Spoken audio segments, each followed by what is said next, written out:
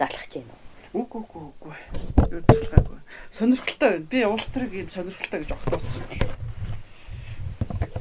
Тэрнийг тэх юм бол тийм хийж болохгүй гэж аюу зөвөн бодож оролж байгаа. Тэнд нь хотолт хийхлээр их сонирхолтой байна.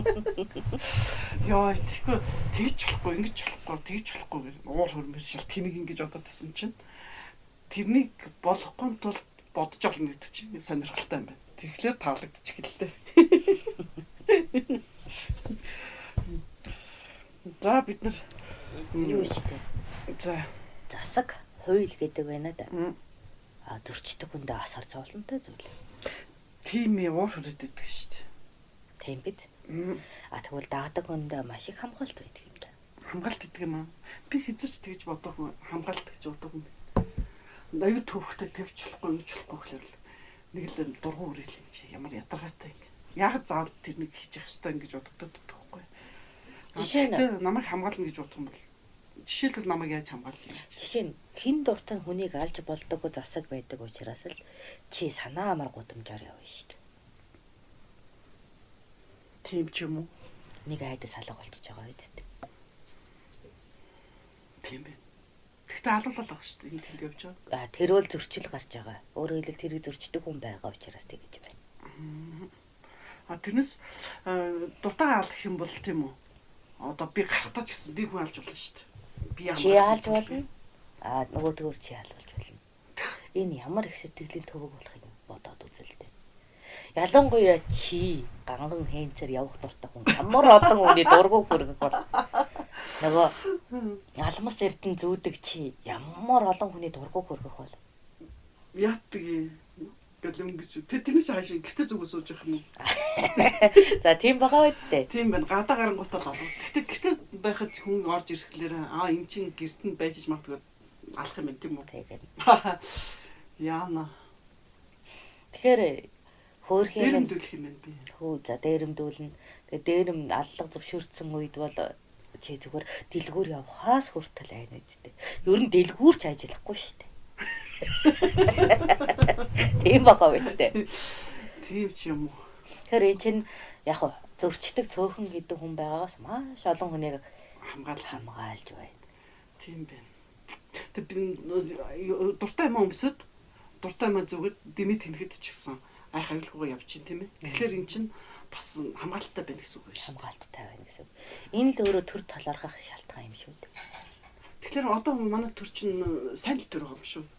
Би одоо гадаа гарахаас айхаггүй. Тэр чинь сайн байна гэсэн үг. Тэг, нэг оноо ч гэсэн байна гэсэн. Нэг оноо байна гэсэн үг тийм. Гэхдээ орой үдши явах юм бол яг ингээд айдас эхлэхээр л тэр өөрөө төрийн сул талал болчихж байгаа юм байна. Орой үдши. Өөрөөр хэлбэл төрийн сахилга баттай иргэн би ямар ч орон зайд миний төр намайг хамгаална гэсэн бодолтойгоор амгалан амьдарч ичээвэл тэр маш сайн төр. Тэгэхгүй надад хувьд айдас төрөөл эхлэх юм бол тэр муу төр байхгүй. Чин хүүхдийн хулгайг шийдвэрлэж чадахгүй, хүүхдийг хамгаалж чадахгүй, би хүүхдээ гадаа тоглуулахаас айж байна. Гэхээр тэр муу төр болчихж байгаа. Харин тийм. Одоо чи ингээл 13 4 нас хүргээл хүүхдүүд явж байгаа. Дэдрэг хүртэл зөөж шít. Зөөхөнд бол маш их төгжирч байна. Тэгээд тэрнээсээ болоод одоо тэр хүүхдүүд чинь 6 цаг 7 цаг үдгчил нь тарна. Тэгээд төгжирсээр байгаа нүү хүүхдүүд чинь гэртээ олж ирэл 9 цагийн үед орж ирцгээгээл хоол хийгээл хоолоо идэхлээр нөгөө оройн чинь их идсэн хоол чи яах юм? Шүн шингэхгүй тэгэл ходод нөвчтэй болчихсон. Тэр ямарваа байдлаар чи тэгэх вэ гэдэг айдас их хэмжээгээр хоримтлагдах тусам тэр өөрөө төрийн зохион байгуулалт татдагч юм л гэсэн үг шүү дээ. Ухамжтай юу. За жишээ нь сайн муу сургууль гэдэг нь улам ойширч тийм үү? Тийм. Чи бүр холод зөөхийг хүсэл төрөж байна гэдэг өөрөө боловсролын тогтолцоо өөрөө хит ялгууртай болж байгаад нэлэрэл. Харин тий. Одоо яг Google гараад гэрхээ ойрхон сургуульд болдог бол болохгүй л шүү дээ. Тэр чинь боломж байхгүй шүү дээ. Тэгэхээр нь сайн гэсэн сургуульд нь өгчлөө. Гэтэл яг үн чанартай сайн гэсэн сургуульд нь 60 хүүхэд байж байна. Одоо би дахиад монгол хэлний багшиг давхар гэрээр авч байгаа байхгүй. Яг одоо ангийнхан багш нь монгол хэлний багш байж одоо энэ 2 3 жилийн хооронд энэ хүүхдийн монгол хэлний боловсрол маш муу байна. ингээ гарч ирж байгаа. Тэгэхээр ангийн багш нь монгол хэлний багш болохоор ангийнхаа ажлыг ярьж хэрүүл хийсээр гал тэрнийг хийхгүй байх уу? Эсвэл одоо тэр 60 хүүхэдтэй болохоор ачаалаад дийлэхгүй тэр хүүхдийг ингээд шалгаж чадахгүй. Одоо монгол хэлтэй муу байна уу гэдэг асуудал гарч ирэх гэдэг.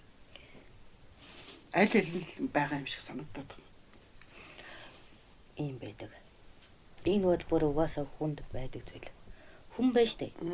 Ямар зохион байгуулалтад байсан 10 хүнийг бол зохион байгуулж чадна.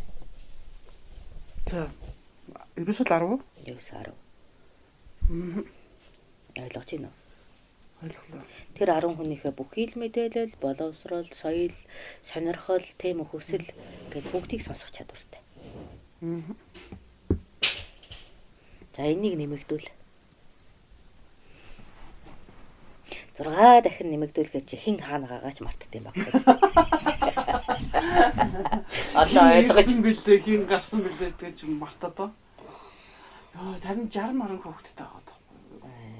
50 хэд 60 хэд. Тэгэхээр тэр ганц багш чиг хөрх амттай яах вэ? Тэгэхээр энэ багшийн буруу биш. Ачааллын буруу болно. Ачааллын. Өөрөөр хэл 6 багш хийх ажлыг ганцаараа хийж ийн л гэсэн үг шүү дээ. Харин тийм ээ. Сувлагчийг бодоод үз. 10 хүнд өвчнөдтэй бол хэний ч өгүүлчихгүйгээр асраад яваад байж чад. 20 бол яах вэ? Самгардаг. 30 болвол за тэгээд амиа бодоорой болно. Ингээд 10-10 нэмэгдэх тусам ачаал гэдэг зүйл бий бол. Харин ачааллаас бол нэлээд асуудал гараад байгаа шүү. Эргэлт тэр даацсан тэрсэн машины түүхтэй зүгээр. Тэгэхээр ачаалал байгаа зү. Тийм байна.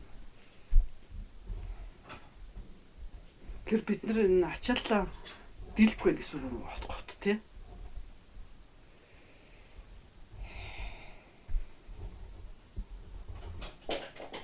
Яаж засах юм бэ? Засардаг л байдгүй тий. Явж итэл. Тэр хохирхон их байна л да. Эрүүл мэндээр хохирч байна. Ядарч байна, цагаараа ядарч байна. Үр дүн маш удаан хугацаанд гарч ирж байна. Нэг иймэрхүү асуудал гараад байна. Тэгэхээр мэдээж 10 хүнд үүрэг зохион байгуулахад хэцүү л дээ. Ямар нэг байдлаар. Тэгэхээр өөр хэлвэл энэ дээр нөгөө босгууд л хэрэгтэй болчихно гэсэн үг шүү дээ. Дээд хязгаарууд. 10 хүнээрээ юу? Гэхдээ ерөн за нэг ангид нэг 30 хүүхдэл байх ёстой гэлөө. Тий. 30 хүүхдтэй байсан ч тэр багш 3 дахь ачаалттай л гэж гэсэн үг байна шүү дээ. Гэхдээ яг 30 хүүхэдтэй байхад бол асуудал гарахгүй. За. Багшлах үе дээр бол 20 өвчтөнтэй байхад бол эмч болоод сувлагч нар алзахгүй. За.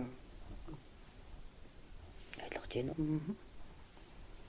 Тэгэхээр энэ хязгаараас давсан үед л арга хэмжээ хэрэгтэй шүү дээ.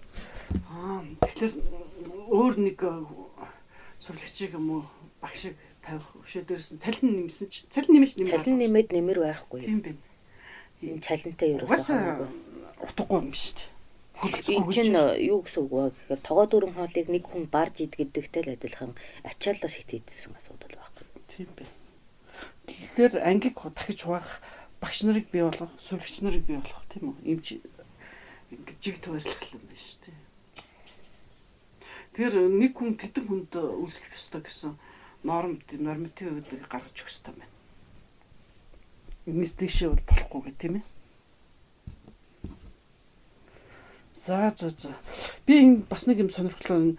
Жишээлбэл түрүүчийн энэ баярууд дээр энэ отог омгийн баярууд гэж хэлсэн шүү. Тэр отог омг болгон тусдаа баяраа хийх үү?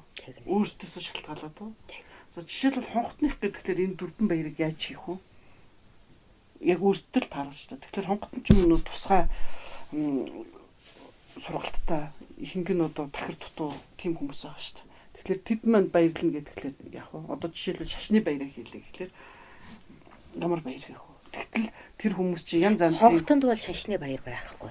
Хүмүүсийн цултал өөрөөр хэлбэл бүх отог омгийн итгэл бишрэлтэй хүмүүс ирдэг учраас шашны баяргүй отог.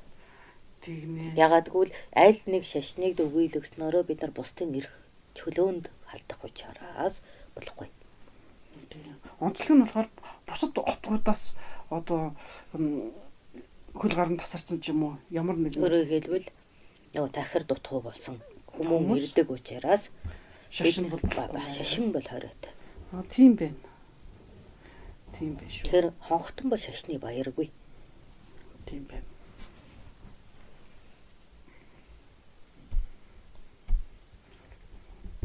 За соёлын баяр гэдэг үл Сая тахир дутуучуудын баяр шүү дээ. дахид төцөчүүдийн баяр гэдэг яг үгүй өөрсдийнхөө одоо тэр хэмжээнд тааруулаад баярлна гэсэн үг үү? Яа гэсэн үг вэ? Эрхтэнний дутагдал гэдэг бол хүний амьдрах чадварыг асар модгодог зүйл. Тиймээс сэтгэл готралд ордог. Амин хорлохыг гүйтгэх хүсэлтэй. Амьдралын ахуйн чадамж унана. Амжиргаа хэрэгт ордно. Тийм үү? Нийгмийн идвэх зүтгэл буурна. Тиймээс тахир дутууга баярлна, тэмдэглэнэ гэдэг бол асар гонигтай зүйл. Тэгтээ байсан ба. Бага тий. Энэ баяр. Тэг яха сэтгэлээр унаал арх угаал архицгаал. Яг үнэ. Хонхтонд бол арх хориотой зүйл. Арх хориотой. Зодоо хийчихнэ гэж юу? Сэтгэлээр унаад дийдэг. Өөрөөр хэлбэл сэтгэл готролыг нэмэгдүүлдэг учраас арх сарахад хориотой. Тэгэхээр яг биенийхээ чаддаг дуу хуурал дуулж хуулдал бүжиглэлтэй гэсэн. Тэр баяр одоо жишээлбэл онцгой соёлын баяр гэхэлэр юу байх вэ? Онцгой соёлын баяр. Идэрдүү гэдэг баяр байдаг. Идэрдүү гэдэг баяр. Идэрдүү.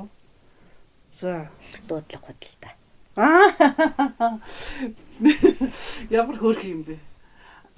Дуудлага худалдаа. Өөртөө хийсэн юм зарах юм тийм.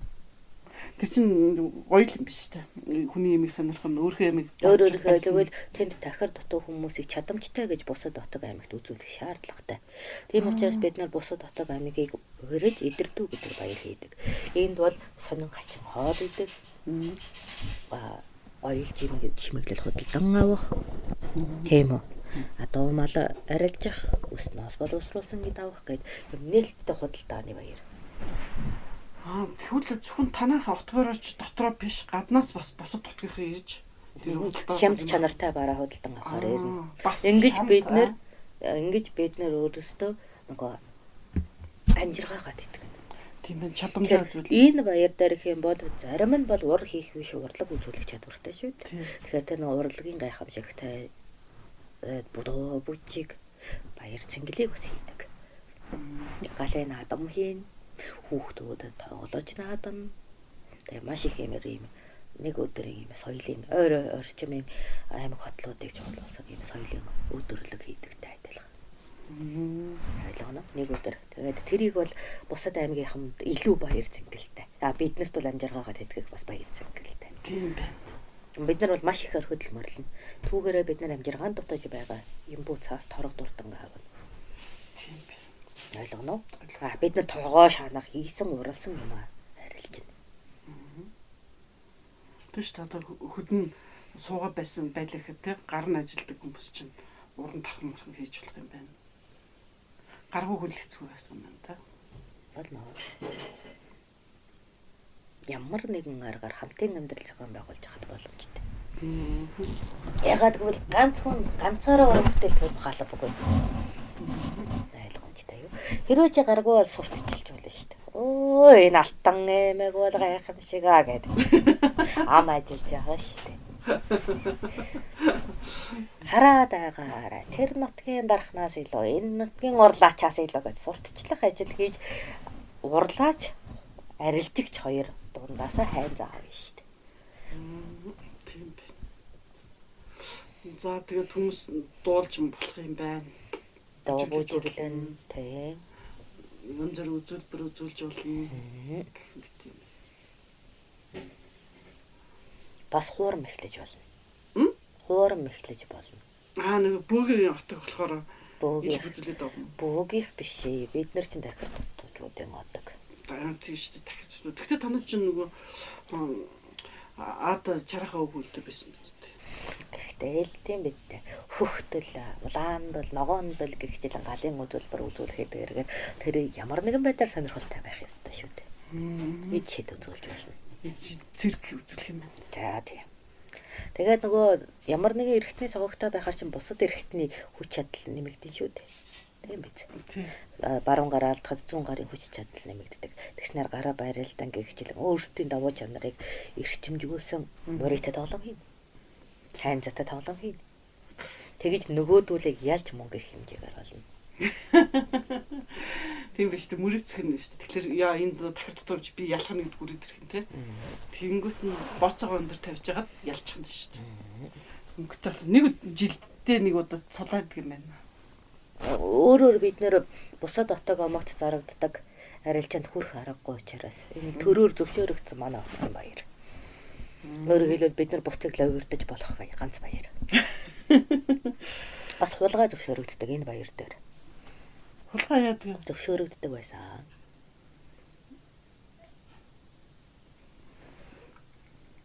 Баригчлах хулгай хийж чад. Баригдахгүйгээр хулгайлах хэрэгтэй. Баригдахгүйгээр хулгайлагдах ёстой. Өөрөөр хэлбэл бусад үед хулгай хийгээд баригдвал цаазаар авагдана. Тийм үү? Энэ баяр дээр хулгай хийгээд баригдах юм бол эдээ буцааж өгөөд л асуудалгүй. Баригдахгүй байвал өөрийн өмч баригдвал эдээ буцааж өгнө. Энд чинь нэг айл тогтгоос асуудал орж ирсэн юм байна да тий. Тэднийг энэ бас тэгдэг гэсэн шүү дээ. Ураа хажууд үлээ. Хаанах үлээ. Тэд нар чинь бас иймэрхүү ёс жанртай байсан гэсэн шүү дээ. Нэг нь л ирээд дэлгэрүүлчихтэй. Яахад гэвэл бид нар чинь бүх отгоос нийлсэн ардууд шүү дээ. Тийм болохоор аль ч отгийн янз бүрийн соёлууд нэгдэж байгаа царай нэ. Тийм байна. Хайлах нь. Тэгэл тэр гоё юм байна, энэ гоё юм байна гэж тэгээд энэ хэлбэр шин шүү дээ. Тийм би. Ер нь муу юм хөгжин дөө. Шууд ухаан л хэлчихэ. Яагаад гэвэл амьдралын чадвах муудах тусам хүний тийм болохгүй тарих хөгжидэгтэй уялдаад. Тэгэд одоо манай Монголоос олон хүн Вьетнамд очиод хулгайч болдог юм уу? Амьдралын чадамж доройдох тусам хэлбэр аргаар санхүүгийн чадварт хүрэхэд тэр тарих хөгжидэгөөс өөр яах вэ? Яагаад гэвэл тэгш шулуун зам боломжгүй бол мөрөө замаар сайнгүй гэдэг үстэй.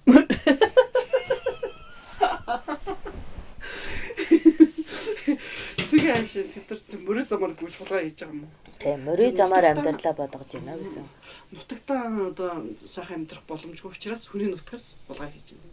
Яна тэгвэл одоо энэ дээр бас нэг асуудал гарч байгаа байхгүй.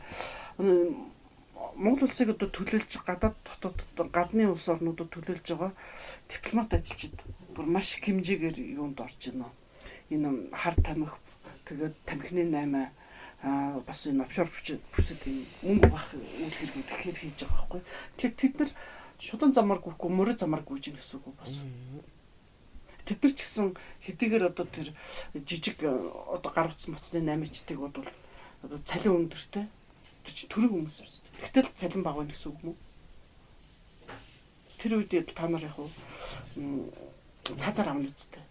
Улс орныхоо нэрийг гадаадад унгаасан гэд. Доолоор арид эндч тийм их юм болоод.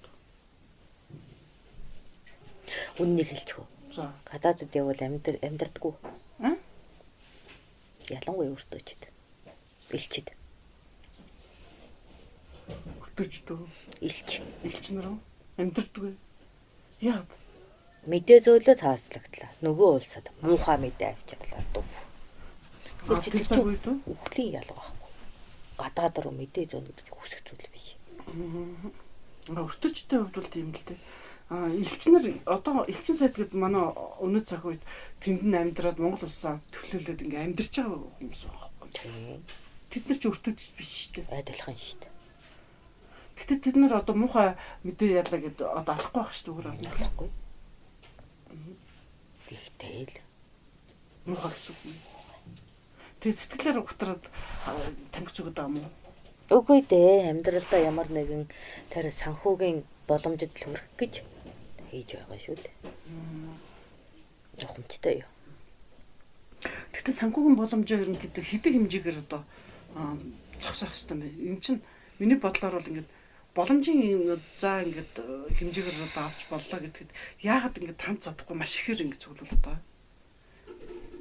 Тэгэхээр шунал гэсэн үг үстэй. Эсвэл одоо тэр чинь улс нь юм ядуу байгаа юм чинь өөрийнхөө амьдралыг нэг тэдэг хэмжээнд болгох за яах вэ гэдэг ингээд байгаа юм уу? Тийм л хачин юм болоод шүү дээ. Тэгээд догцаазаар авахгүй тэд нар чинь нэг 2 жил шалгасан гэчил тэгэл сулж явуулаад байгаа байхгүй.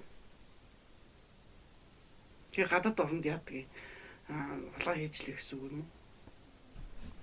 Тэгэхээр улс төвшөрөд юм гэсэн үг үстэй. Хариуцлагын тогтолцоо байхгүй ч юм л юм шүү дээ. Заавал амин настай хариуцлагын тооцоо байдаггүй. Хэлсэн шүү дээ.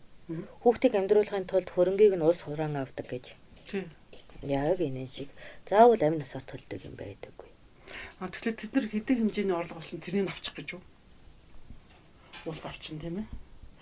Тэгэхэд одоо улс ерөөсө тэдрээс мөнгө авахгүй байгаа. Үгүй хинний ч хувийн хөрөнгийг яаж ч цуглуулсан бай улс хурааж авдаггүй учраас ямар ч хариуцлагын тогтолцоо байхгүй тайлбарлах. Тэгээ яаж хариуцуулна гэж харин даатгаал бодож явах хэрэгтэй байхгүй. Одоо юу? Та нар үед яаж хариуцлаа? Толгойг хэлсэн шүү дээ. Толгойг нь авах, амийг нь эргэстүүлэх бол тийм ч ашигтай хариуцлагын тогтолцоо биш. Тийм ч учраас цаазын ял бол зүгээр ард түмнийг нийт даяар сүрдүүлэх үйл ажиллагаа болохоос биш, яг хариуцлагын тогтолцоонд ордоггүй. Дөр болохгүй шүү. Өлгээс нь сүрдүүлэх л байхгүй юу? 1000 хүнийг хориглож нэг хүнийг алгах гэсэн л үг шүү дээ. За.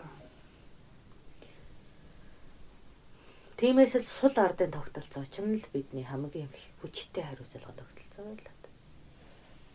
Эргэн шийдэггүй эргэн гэж. Тэгэхээр төр тэрүүнийг заавал хариуцаад авахгүй зүгээр энгийн одоо ардууд нь арга хэмжээ авах гэсэн үг үү? Эргэн шилгүй эргэн. Эргэн шилгүй эргэн. Тэгвэл одоо тэр гадаадд тийм хийсэн хүнийг нутагтаа битгий авах гэсэн үг юм уу?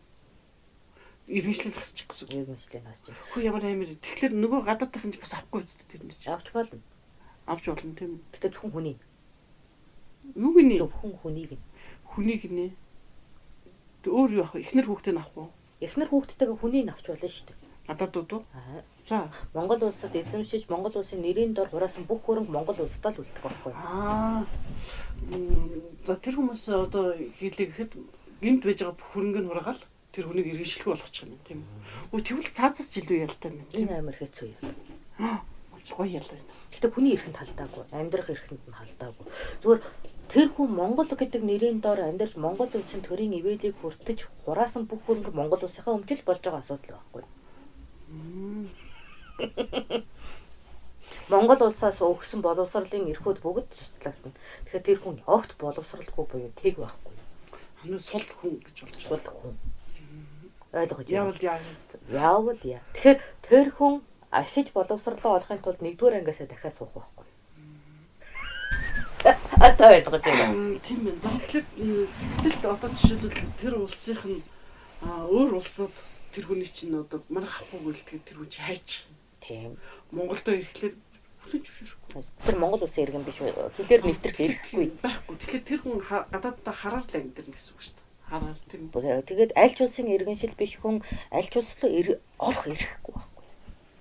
Иргэншилгүй хүн гэдэг тэр хүн энэ хорвоо дээр амьдрах эрэхгүй болж байгаа байхгүй.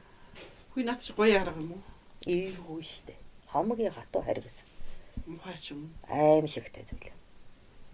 Тэгтээ хэрэгжүүлэлт тэгвэл дипломатуудад яг энэ аргыг хэрэглэх юм бол тэр чинь хүний газар очиад Монголын нэр хүндийг унгай гэж бодохгүй юм шүү дээ.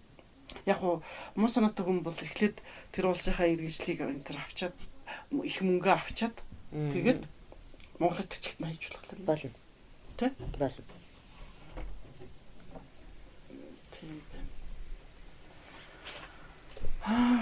Өөрөөр хэлбэл нөгөө Монголын хөрөнгийг нөгөө улсын хөрөнгө болгох гэж нэлээд олон хаалга тавьчих юм бол наач бас боломжгүй болдог.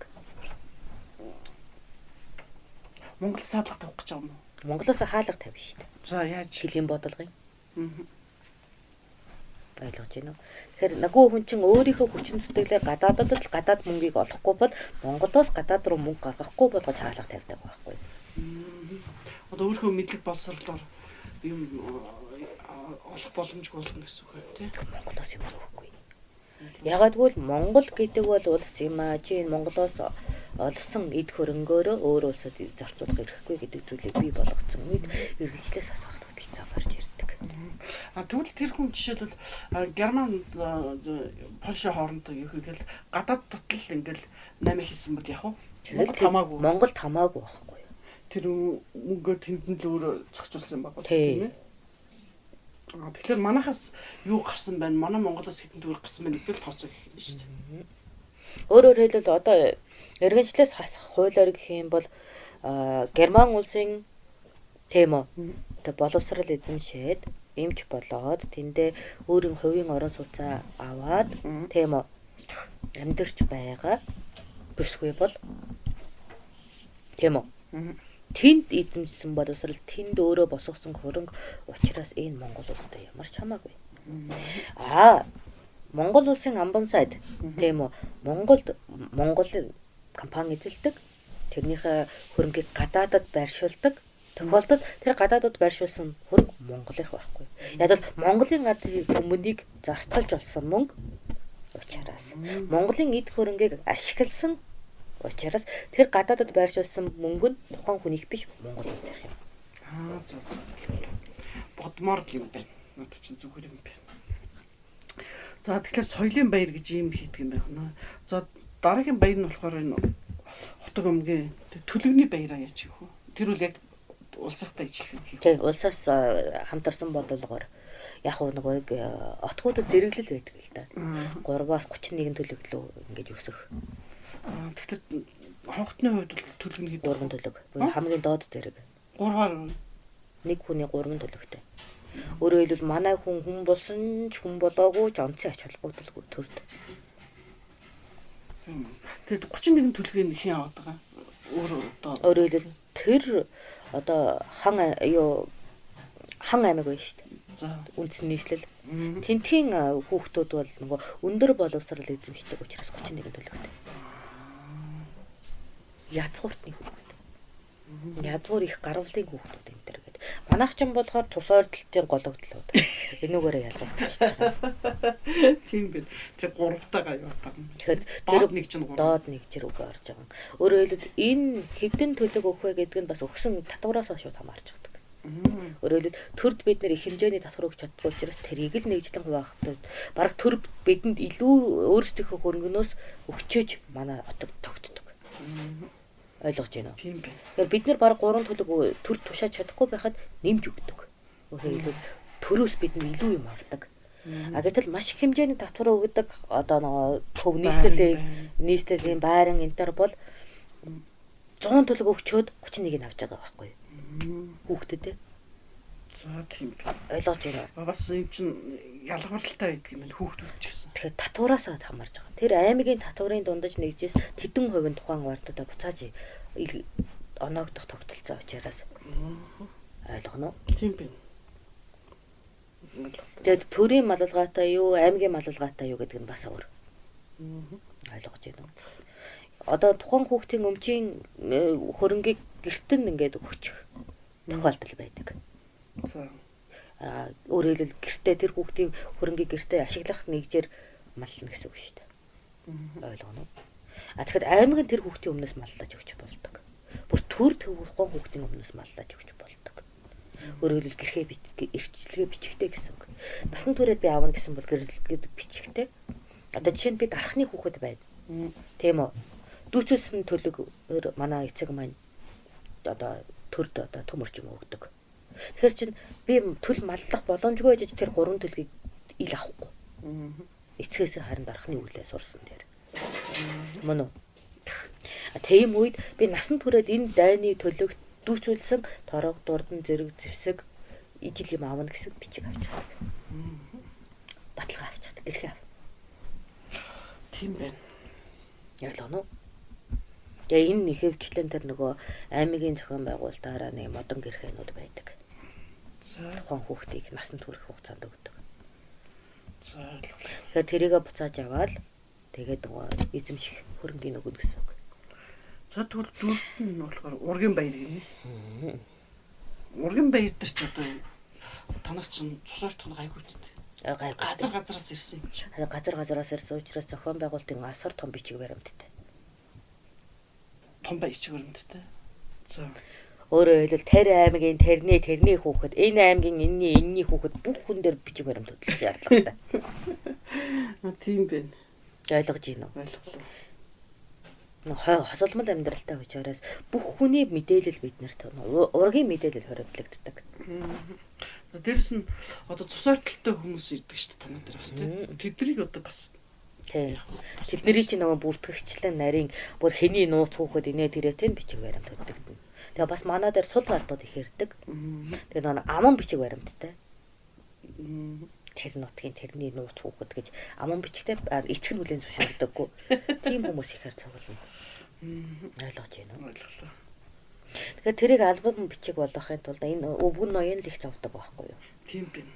Байцах нь шүү дээ. Сайн байцсан. Тэгвэл хүлэн зөвшөөр өөрөө мэдж байгаа гэхдээ хүлэн зөвшөөрвөл эцэгт нь нууц хувилдан хийж хүлэн зөвшөөрвөл. За яг боловсрал эрүүл мэндийн манайх таая. Гэтэ чи энийг миний хүүхэд гээд хүлэн зөвшөөрчөөч тэхүү гэж тэгээд нөгөө нууцхан бас нөгөө ургийн бичигч бүх ард түмэнд нээлттэй байдаг байхгүй юу? Тэрий чи нөгөө бичээчтэй сэм хувилдаж тэнд бүртгүүл. Дүдүд гэдэг. Хонготонд байгаа дүдүд гэдэг. Ихнэр харж ил яана. Тэрийг бол ихнэр дүүжүүлэх болоогүй. Яг бол тэр чинь нөгөө Отгийн ноёнд гэж. отгийн ноёнд байж байдаг. Гэтэ отгийн ноёны ихнэр харчаад гадагшаа тарах уу? Тарааж болохгүй те. Тэгтэл ховж ив явж л байгаа л та те. Яг уу явна. Гэтэ тэрий чинь сэмхэн бичиг баримтанд дунд хийж болно. Нөгөө нэг юм нэмэлт цаас шиг. Тийм үү. Зүгээр чи надаар бичих албагүй зүгээр энийг хавчуулчихаа гэдэг. Сул хөвгтөд тэгж гарч ирдэг юм. Бидний хүлэн зөвшөөрүүлнэ. Тийм байна. Эргүүлээд тэр чин төрийн эргэлт хийдэг над чиг ноёнд бол ашигтай зүйл. Тийм байна. Юу хийн штэ. Нийтгэлэн тий. Эсвэл одоо энэ тэнд бүр үр удам байхгүй гэж яхад нь сим гаргаж ирэх нь штэ. За нугнууд нь өвчглээ гэх юм бол нөгөө нууцсан хүүхдийг гаргаж өгж тос болно. Нөгөөдөг чинь голомтчлан сүйтгэгдээд ноёнгүй болдог штэ. Аймагуд чинь. Дайнаар голомтчлан сүйтгэгдээд тэгэнгүүт нууц хүүхдийг гаргаж өгнө. Тэгчлэн. Одоо ойлгож байна. Ойлголоо. Тэгэхээр урган баяраа бол дундаасаа бас зөндөө суудаг штэ. Тэрийг бас шинээр хийгээд тэгээ нийтээр баярлах юм байна гэж ойлголоо. Зөв. За ойлголоо. Тэгэхээр над ургийн баяр ч юм бол их нөгөө нэг отог омгийн зүгээр нэг сайхан сэнгүүл найр шиг ил харагддаг хэрнээ ардаа бичиг баримт юм асар том соёлтой. Ойлгоно уу? Тийм байна. За тэгээд наадхантай чи баримтжуулах ажиллагаа дээр их хэмжээний нөгөө бэлзэг эмэг нөгөө хүүхдэд хадгалж өгөх асуудал гарна. Албан ёсны болгоно гэдэг чинь. Тийм ээ, алтан эмэг гэлээ. Алтан эмэг нь одоо хадгалж өгнө шүү дээ. За одоо энэ бол Хабуул хааны нууц хүүхэд. Хабуул хааны бичиг баримт бүхий гэрхээ. За бүртгэж авлаа. Одоо ойлгож байна уу? Ойлголоо. Тэгээд их шивгчин аягчин. Тэгэл хабуулханд нууц хүүхэд байсан. Хадгалж ийсэн. Ихнэр нь мэдээгүй юу? Яг бүгд яана. Тэ хадгалжсэн хүүхднээс дараа нь хэрэг болсон уу? Тэгэл нөгөө хэрэг болохгүй байна тийм ээ. Хэрэг болоогүй. Болоогүй юу? Тий. Тэг одоо тэгтээ тэрний өөр удам гэж явдаг талахтаа бодвол. Үгүй өөр удамтай болгоогүй. Тэр хүүхдүү яагаад? Албар юугаа гүгсэв. Одоо Хабуул хоногч нь олон хүүхдтэйсэн. Тий, улс төрийн маргаантай. Маргаантай учраас. Тий.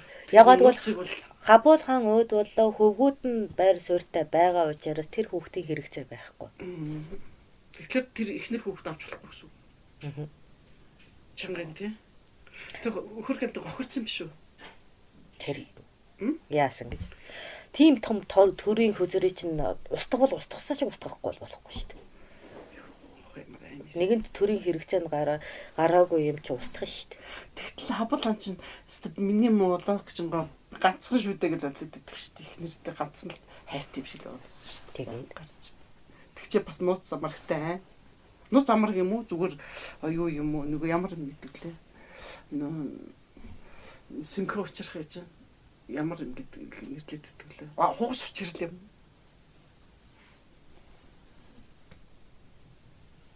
Эсвэл бодлогын чанартай энд тэнд гэж хүүхд гэж ингэж явах уу? Хаадууд юу гэсэн үг?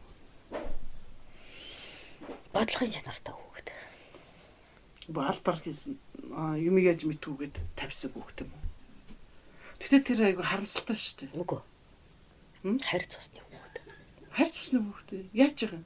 Бэлэгний хатны хүүхэд байхгүй юу? Бэлэгний хатны хүүхэд. Тийм шүү дээ. Бэлгээр айгу олон хатаа өгдөг шүү дээ. Тэгээ хайр цусны бэлэгний хатны хүүхэд. Хагас хятад цустай хүүхэд байсан учраас устгахаас өөр аргагүй. Тэгтээ тэр нэг хэдэн нас үргэлжиж устгах хэрэгтэй. Том болж ирж төрийн хэрэгцээ гарахаас. Өөрөөр хэлбэл хэрвээ хабуулхан урд зүгтээ дайн хийгээгүй байсан бол тэр хүүхэд амьд байх байсан. Гэхдээ нэгэнт төр шувтраад дайн хийж өстөн болсон учраас тэр хүүхдийн ирээдүйн баталгаагүй. Тэр байснараа манай улсад өөр аюулч болох учраас устгачихсан. Тэгтээ хабуулхан ч тэр хүүхдээ харамсна үсттэй. Миний хүүхдийн гिचлээ тэр гэж. Тэрийг хабуулхан өөрөө төрөв толгой мэдэхгүй шүү дээ. Төр толгой мэдэхгүй шүү дээ. Мэдэхгүй гэж юу? Мэдэхгүй. Яагаад гэвэл харь цусных учраас тэр чинь бодлогын чанараар хонхтон ноёны гарт очиод тэгээд төрийг шийдэж байгаад хонхтон ноён өөрөө шийдвэр гаргаж байгаа юм чинь. Тийм үү. Өөрөөр хэлбэл тэр хүүхэд бол бам бай. Улсаа хамгаалж чадаагүй учраас хэрэгцээгүй. Байснараа аюул учрна. Гэтэл ээж нь хайжгүй. Ээж нь устгахчихсан. Хүү яана ямар амар юм бэ та нар ч. Угаасаа төр төрхтэй мэн шүү дээ. Хаадын хүүхэд болж тэмээ төрхтэй мэн шүү дээ. Яагаад гэвэл амьдралыг нь ноёдууд мэддэг учраас. Үгүй тэр чинь нөгөө мөнх тэнгэрийн та нарын хэлээр мөнх тэнгэрийн зарлиг дор төрж байгаа юм шиг. Харин тийм мөнх тэнгэрийн зарлиг дор төрсөн учраас ирээдүйн аюулын төлөө одоо устгах хэрэгтэй. Ямар амар.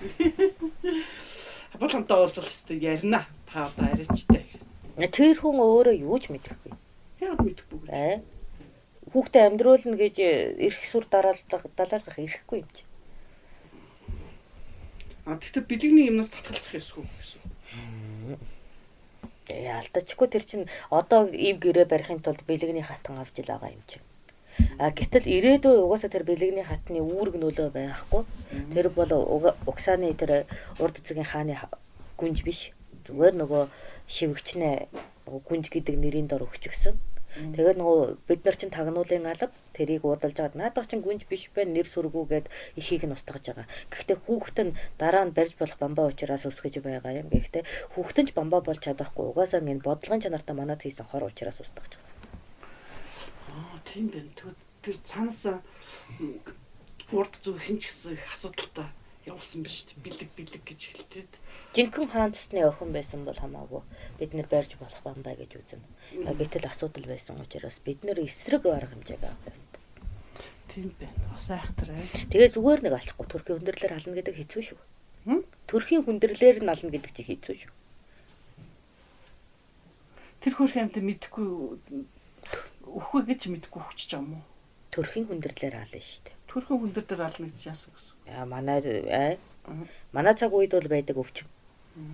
Төрхийн хүндрэлээр ална. Хүүхдээ төрүүлж чадаагүй хүүхдэг эмэгтэй түүх зохиор гэдэг чинь хэцүү шүү дээ. Амар. Их барихтаа гол судсын тасдах хэрэгтэй шүү дээ. Яана бурхан. Тэгэхээр энэ бол ангаах ухаан хөгцсөн хонхтон омогт боломжтой сэдв байхгүй юу? Бид нар төрийн ирээдүйн төлөө ийм метнууц ажиллагаанд зарцлагддаг. Тийм. Гэхдээ энийг төрхийн хүндрэлээр манус алж байгааг хаан өөрөө ч мэдэхгүй шүү дээ. Төрхийн хүндрэлээр өвчглээ л гэж шүү дээ. Хөрхи хаан ч мэдэхгүй юм биш үү? Хэлчихгүй юм байна те.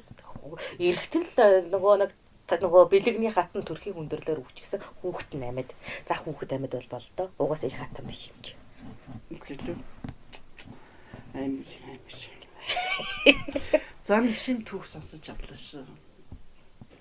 Улаанхаа гатан минь гээл зүгээр хийж сүйд болоод иддэг шүү дээ. Төгс учраас би өөр сонирхтгүйгээд өнгөрөөсөн. Мэдээж. Тэр бол албан ёсны хата. Гэхдээ бэлэгний хариуг эсэргүүцэж тэгж олон улсад дайн өдүүлэх хэрэг байгаа юм. Тэр бүр Татвар юм. яах нү гэж албар өгчөд Татвар юм. эсэргүүцэх юм бол дайн өдүүлэх гэсэн юм шүү дээ. Нөгөө сахлаас зулгаадаг үед үү? Тэрнээс өмнөх үе. Тэгээд тэр үеийг бол би зүгээр өвлөж авсан л ноён. Энэ чинь миний өмнөх ноёдын асуудал. Ойлгож байна уу? Өмнөх ноён чинь тийм хийсэн юм байна те. За тиймэрхүү юм хийдгийг би чинь ноён болгож байгаа хүн сургамжлна үсттэй. Өвлөж авна үсттэй. Тэр боловсрал. За ойлголоо. Наадах ч тэгээд нөгөө хаана нь мэддэггүй төрийн бодлого нь байхгүй юу? Тийм бэ. Өстө зөв юм аа. Амар ч юм шиг бурхан. За зүв тав болсон шүү атлаа.